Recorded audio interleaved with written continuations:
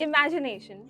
If in any hypothetical situation, someone from here who's never been to US goes over there in Chicago, what would be a cultural shock for them? How quiet it is. I think that's probably the biggest culture shock is you don't hear people honking at all. And if someone's trolling you to a degree that feels like too heated, I'm just very funny about it. So if they say something that's completely unhinged, I just make a joke back. It's really easy to look at a show as like glitzy and whatever and make easy comparisons. I think we have a tendency as viewers to say, this feels like Schitt's Creek, this feels like Emily in Paris, this feels like XYZ other thing. But we also forget that our own industry has had this character before, which is Pooh. Yeah, I think lots of people were shocked because I didn't tell anybody that I was pursuing acting, but I've been auditioning for so long. Really? Yeah, I've been auditioning for 6 years. Oh my god. I want to ask you, musician kabhi cards mein nahi tha, acting tha? No, I think it was any sort of entertainment. Oh. I just love entertaining people. I love performing for people and making them happy. Whatever form that is, as long as people are enjoying themselves and I'm some part of that enjoyment, I'm very happy. So people who know me very closely were not surprised at all. I think the audiences who've known me as a musician were definitely surprised. They didn't expect me to do this change. And then once you watch the show, I think many people were surprised that I'm not playing a musician. I'm not playing anything like myself as an NRI with this accent. I don't think people were prepared to see me in this avatar. The most I feel, in a way, is someone that you actually worked with, and that's Ananya Panday. Of course. And I think I've met her so many times. She's the nicest person. Absolutely. Oh my God, she's And so nice and down to earth. Yeah, one dream collaboration for you that is just waiting to happen. You really are manifesting. In India, I think my greatest idol, and I would love to collaborate with her because I'm so influenced by her sound, is Sunidhi John. So if there's ever an opportunity, I'm looking at you, Vishal Dadlani, put us in a song together. Hey guys, I'm Manjari Mukherjee and you are watching me on Puff Diaries channel. Welcome to another episode of The Art and the Artist. Who do I have for you guys? I'm a little excited because all the way from Chicago, in India now, well, she has made quite the musical waves. She is now a rage. I can truly call her our bae, one and only. Yes, the one and only, Lisa Mishra. Welcome to Puff Diaries. That was the cutest intro ever. It's like everyone should give me an intro this nice. Please note that. Yes, that's right.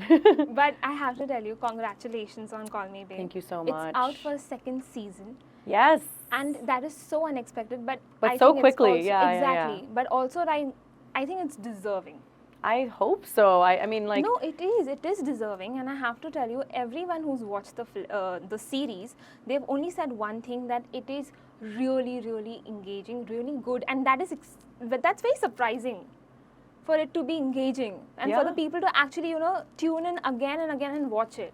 Yeah, I think it's unexpected when you see the trailer. Exactly. You might think it's just pure comedy, and it's a it's easy like watch. Yeah, it's like. But there's a lot of heart. Yeah, and there are many people who are saying it that it's very similar, giving similar vibes to Emily in Paris and everything. But when I watched Call Me Babe, I felt that each and every character in itself is giving out so much of themselves in the series, and you kind of really relate because they all have their own growth, they all have their own tangent in the whole series, and it's beautiful how it's coming together all in one place. Thank you. It's really easy to look at a show as like glitzy and whatever and make easy comparisons. I think we have a tendency as viewers to say, this feels like Schitt's Creek, this feels like Emily in Paris, this feels like XYZ other thing.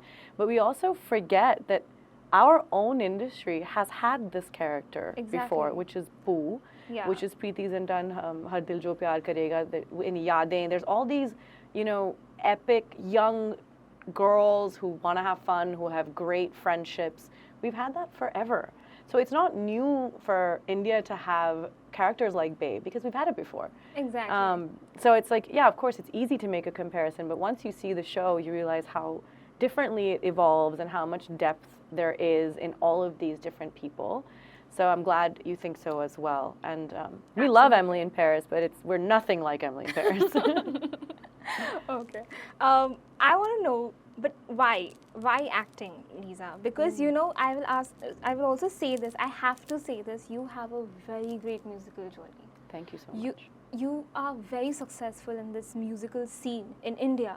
People love you, love that song, love that vibe. They love that texture of your voice, which is so unique to yourself. Guys, I'm coming to this show every day. But I really am. When I heard that you are in the, actually I didn't know the star cast completely that well. I saw the trailer directly. Yeah. And I was shocked. I was like, again, I'm going back. I'm seeing you again. And I'm like, is this Lisa? And I'm like, oh, it was a shock, I think, to everybody when when we announced the show, because the great thing is we kind of kept everything hidden until a month before the show released. We didn't give away any details. We didn't show any clips from the series. We wanted it to be a full surprise. Yeah, I think lots of people were shocked because I didn't tell anybody that I was pursuing acting, but I've been auditioning for so long. Really? Yeah, I've been auditioning for 6 years. Oh my God. This is, I mean, I want to ask you, musician, kabhi cards mein nahi tha, acting tha? No, I think it was any sort of entertainment. Oh. I just love entertaining people. I love performing for people and making them happy. Whatever form that is, as long as people are enjoying themselves and I'm some part of that enjoyment, I'm very happy. So people who know me very closely were not surprised at all. I think the audiences who've known me as a musician were definitely surprised. They didn't expect me to do this change. And then once you watch the show, I think many people were surprised that I'm not playing a musician. I'm not playing anything like myself as an NRI with this accent. I don't think people were prepared to see me in this avatar as Harleen, but I'm glad it's been accepted and reviewed well. I think it's a beautiful thing. I have to say this because the character is, how do I say this? The character has a very emotional depth to it. Like you actually relate to it on a woman-to-woman basis. And you understand what she's going through and how her psychology is working and her growth as well. Yeah. You know, it's a beautiful curve. Yeah. But I truly, and I'm saying this not to, kind of, because you're here, but because I really think that I was surprised that you were not playing a musician. You were not absolutely like what I would think Lisa Mishra would be. You were completely different and you were your character. And somehow I felt like she's not been doing this now. I think she's done some workshop. God, how can she be so good? I mean, it's a debut for God. I mean, seriously, I really Thank thought you that. so much. I think that's the job, right? You have to become the character that you're playing. And my goal with everything that I'm doing is it shouldn't feel like myself. It should feel like whatever is on the script, because I'm there to make sure the director and the writer's vision is accomplished. And it's a job. Like, you have to take it seriously. You have to make it not about yourself. I'm not a musician in that room. I'm not known in that space. I have to have that respect for the space I'm in, especially because the cast is full of people who've done so many projects. From the average number of projects for everybody in the lead cast is like 5. So I was definitely the least, learned person on set, but I had great people around me to show me the ropes and, make me feel like I belonged there. So it's all hats off to our team, our cast, to, encourage me to push myself and give the best possible version of Harleen that I could. I'm sure that was the case because that, that showed through. Thank you so much. The whole journey that you've had in Call Me Bay. And, we're talking about this whole thing and something this is very funny actually. So how Bay came to Bombay and she had her own set of culture shock. I want to know, when you came all the way from Chicago to India, was there a culture shock for you? Totally. I was not prepared for how busy the city is and how much traffic there will be, how many people there will be, that you can't have one thought without hearing an auto honking. So I think I wasn't prepared for that part of it, but I mean, then you get addicted to that, and then I go back to Chicago to my parents' house and I'm missing the hustle and bustle of the city. So I think definitely there was a big culture shock. When I came here, I did not expect how, electric the city is. Wow, super. But now I feel like you've become very desi in a way. I have. I love it. Yeah, exactly. And we love this desi avatar. we like the desi Lisa. We are not letting her go. But if imagination, if in any hypothetical situation, someone from here who's never been to US goes over there in Chicago, what would be a culture shock for them? How quiet it is. I think that's probably the biggest culture shock is you don't hear people honking at all. And it's just less, I mean, you have lots of traffic, it's a big city, but it feels less busy because I think everyone there is just working that same like 9 to 5 life, very structured, routine, boring in a lot of ways. So it feels slower. Okay. Even though it's a very busy, very high octane city, it feels much slower compared to India, which I feel like in Bombay especially, everyone has got to be somewhere within 2 seconds. Absolutely. So, yeah, you have a very different feeling in America than you do here, for sure. But this has been your debut project.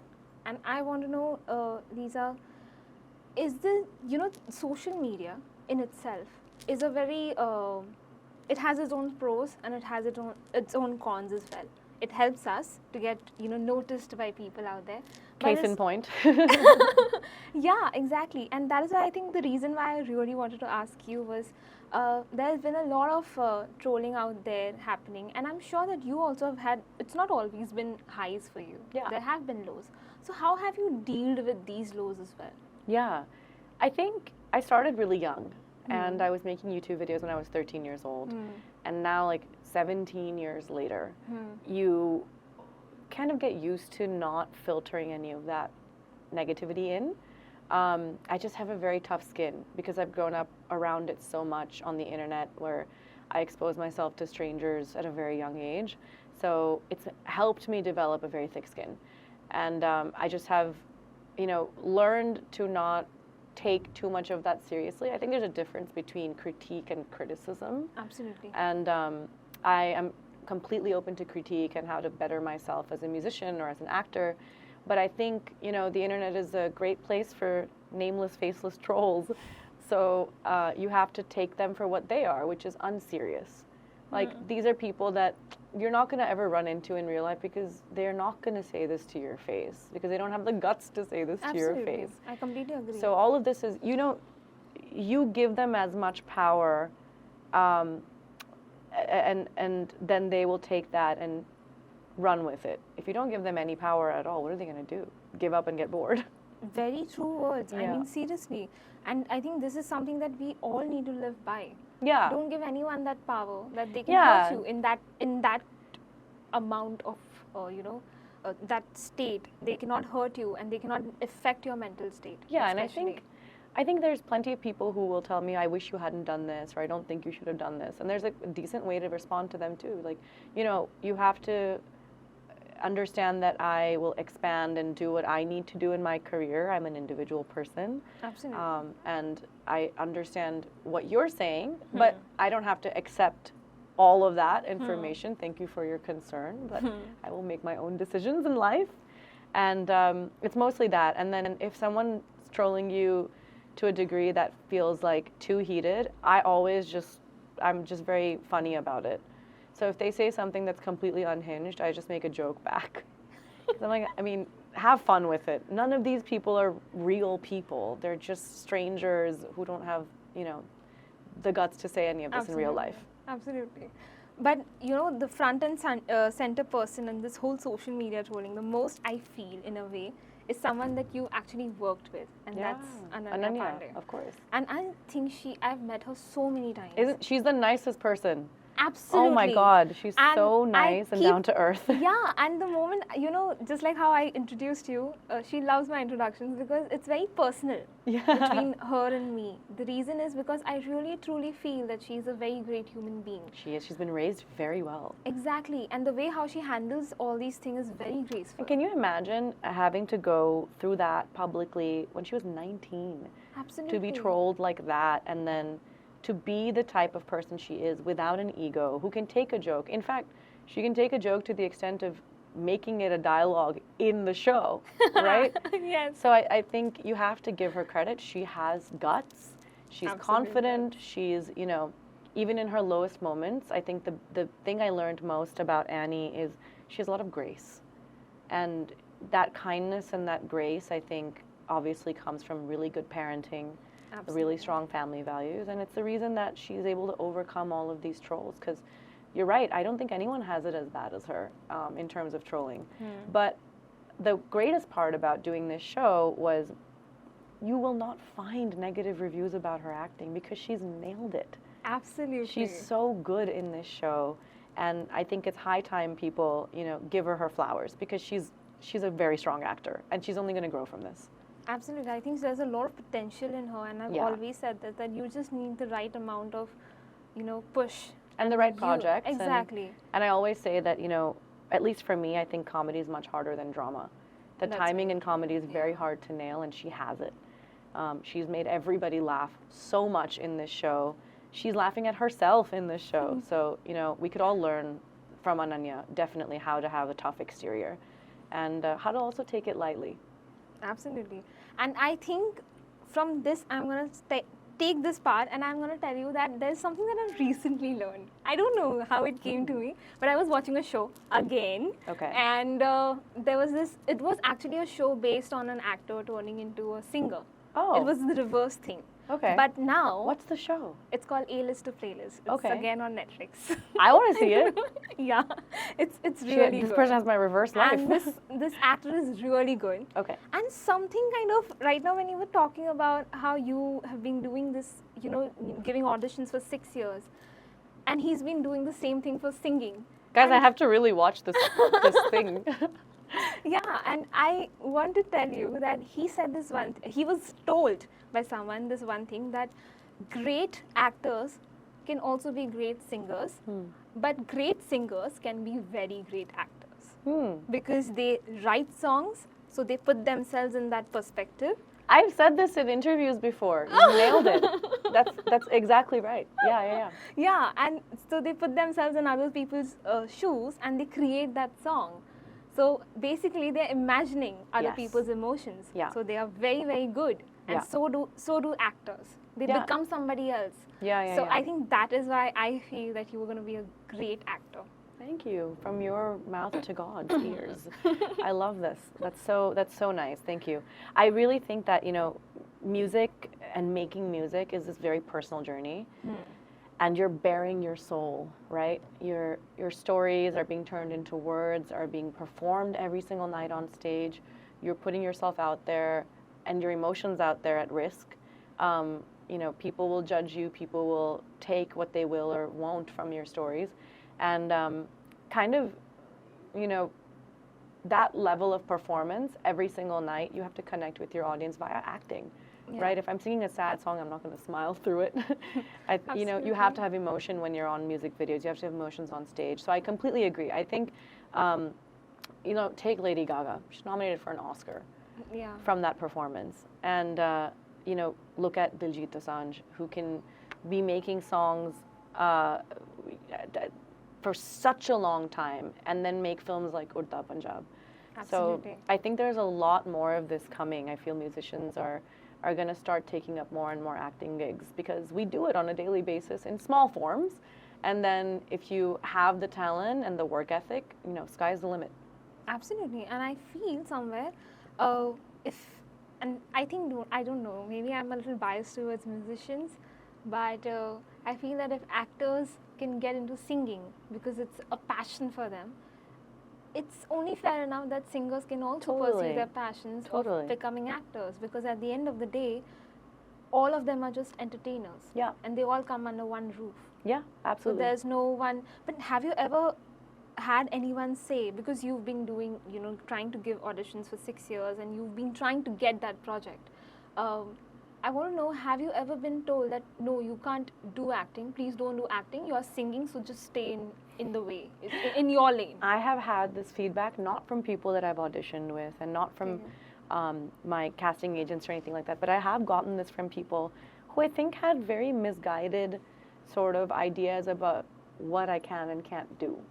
And I'm somebody that I'm very headstrong. If you say no, I will figure out a way to make it a yes, where it comes to my career. So I don't believe in limitations. I believe in hard work. So maybe a less confident person, a more afraid person would say, no, it's too much of a jump. But I look at this as an opportunity to grow as an entertainer, and I'll do my workshops. I'll do whatever it takes to, I changed my accent in this show. I don't sound like Yes, this. exactly. And that's just from observation, listening, and learning. I didn't take diction classes, but I'm sure I'll have to in the future if I need to do regional accents around India or something like True. that. Absolutely. You have to put the work in. And anyone who says no, I think it's a fun challenge to prove them wrong. And I hope I have. That person, it was actually somebody that I got shortlisted for another Netflix series 3 years ago. Didn't work out. And initially it had been, down to last 2 people. And I told a mentor of mine that, hey, this is going to happen and I'm excited. And they said, no, I don't think it's a good idea for you to do that. And I remember asking why, and they said, it's too distracting and it's too out of the, space that you know. And I remember becoming so sad when I heard this feedback because I'd already put in 4 years for those auditions. Absolutely. And instead of completely taking that to heart, I really just looked at it as a challenge. I was like, you know what, I'm going to prove you wrong. I'm going to get the work that I deserve, but I know I have some ways to go. So let me put some effort into how I speak Hindi, how I, sound convincingly like I'm from Mumbai. And if someone believes that I can pull this off, let it be their decision. Let it be the casting agent and director's decision. And you reserve your comment until after the product is out. And I wonder what they thought. I don't speak to this person anymore. But I wonder what they thought when they watched Bay, because I know they watched Bay. I think they're eating their words. I hope so. But I want to talk about Sorry I'm Late. Thank you. And yes, let's talk about it. I want to know why that title. Why Sorry I'm Late? Oh my God, it's I think the most obvious thing. I took such a long time to make an album. But I feel I don't know, isn't it a creative kind of a thing that creativity cannot come with a time block, right? I agree. It cannot be set with a timer that, oh my God, in 30 minutes you might write a song. Yeah. And it might be the most biggest song ever, but maybe it's not the might, time. Exactly. Yeah. And it might not also be the biggest, thing that you've ever done. So, firstly, obviously, you've told that sorry I'm late but it was worth the wait. Sorry I'm late. Byline. It was worth the wait. Yeah, but it was really worth the wait. Thank you so much. And I want to know, why did you choose Indian music industry as, to foray into first and head first? Because as much as I think, because I listen to a lot of global music. And you sing too, I've been told. Yeah. Yeah, there you go. And I kind of want to know, why Indian music industry? What made it such an obvious choice for you? I think we have the richest musical history of anywhere in the world. Very true. I think the complexity in our music, there's no match. I love American music. I grew up there. I grew up making Western English songs. Exactly. But the feeling that Indian music and melodies give me, it's just, you can't compare at all. I think it's because our musical heritage comes from the divine, right? All of our dance and song originally are, exaltations of God. So there is a built-in spirituality. Even if you're an atheist, even if you're agnostic, the music has this built-in spirituality. Even if you don't believe in God, it's a very rooted, earthly, grounded, spiritual experience to make music in this country, or all over South Asia. I think we have such a vibrant landscape of music, and on top of that, we have the luck of having so many languages, so many traditions, so many styles of music being made. Now, Vishal Dadlani is not the same as A.R. Rahman, is not the same as Sneha Khanwalkar. These are all very different sounds, but under one roof. Yeah. And I think growing up, I was very attracted to the idea of Bollywood music. We lived in a very Bollywood household, watched every film, listened to every soundtrack, memorized every song. And I have that, from my parents as well.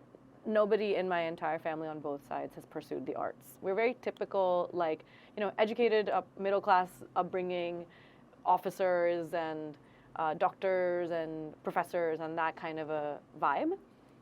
No inclination towards the arts ever. Wow. But I was lucky to have parents that listened to a lot of good music. And they can also name, as far back as like the 60s, any film, any singer, any song. And, this is from that film and this is the scene and whatever. So they love music. And that's why they never stopped me from pursuing this. And we grew up in a house that was full of Bollywood music. So I was very attracted to that because it's what I knew. It's what I was familiar with. Wow, that's super cool. Yeah. But and you're Bengali. Yeah. So you would also have That grown is up around yes, music for absolutely. sure. Completely. It goes from Tagore songs to Lata You have Mangeshkar Rabindra ji, Sangeet everything. and then work your way out. Yeah, absolutely. Yeah. Okay, one dream collaboration for you that is just waiting to happen. You really are manifesting it. In India, I think my greatest idol, and I would love to collaborate with her because I'm so influenced by her sound, is Sunidhi Chauhan. So if there's ever an opportunity, I'm looking at you, Vishal Dadlani, put us in a song together. I think some of her best work has been with Vishal Shekhar. Absolutely. So I would love to Hands do a song where the two of us are together. And, if you're watching, make it happen. I'm definitely sure he's watching. And on that note, Lisa, I would like to listen to a little bit Sure. of your voice. Sure, Please, sure. Please, go ahead. So I'll sing you a song that's in Call Me Bae called Yara Tere Bin. Yes, It's yes, please do. Do you know the song? I don't know the song. You know which scene but it's from? Yes. Yeah, exactly. It's a very And important it's- scene. Yes, and I have to tell you that music is extraordinary. It's unreal how good that song is. It's the because vibe of, it creates is it's very above intense. words. Yeah, the Yes, original it goes version of the beyond song, words. and then you also have the softer version. Exactly. Yeah, I think I like this. a lot of people like the soft version. So the song is composed by me and my two friends, Rue and Joe, written Yes. by Smriti Bhogar, and I absolutely love it. And if you haven't heard it yet, what are you doing? Go stream Please this go song. and It's such a good stream song. it in. Yeah, Stream it in. we're on a bunch of charts right now. I'm very happy about that. But this song is called Yara Tere Bin. Okay. तेरे बिना मैं जाऊं कहाँ ये दिल तेरा है देखो जरा मैं अगर नींदूं तो ख्वाब मेरा सुनी शहरों तो शाम मेरा तू ना हो तो क्या काम मेरा तू ही बता हाँ तेरी ये जो यादें सताए up all night तेरी ये जो यादें तेरे बिना मैं सब खोने लगी हूँ क्यों है ये There you go. Thank you. are so good. Oh Thank my you so god. much. That I is love that song. I love that song so much. I get to hear her like in real time. I mean, wow. That's so cool. I love your energy. This is the best interview. But thank you so much, Lisa, for being Thank on The Art and the Artist. I you. wish I could have talked more with you. I know, but seriously. we're gonna do it again. Don't yes, worry. Please. We'll do this please. right before Royals. That's our next. Chalega. Chalega. And I'll add some music along the way. Oh my just god, for you. yes! I'm gonna get my concert right here, but you have to go to her concerts, you have to listen to her stream her songs. Yes. And definitely don't lose out on Sorry I'm Late because it's worth the wait. And definitely don't forget to look at her and in Call Me Bae. If you haven't watched it already, you're doing a crime.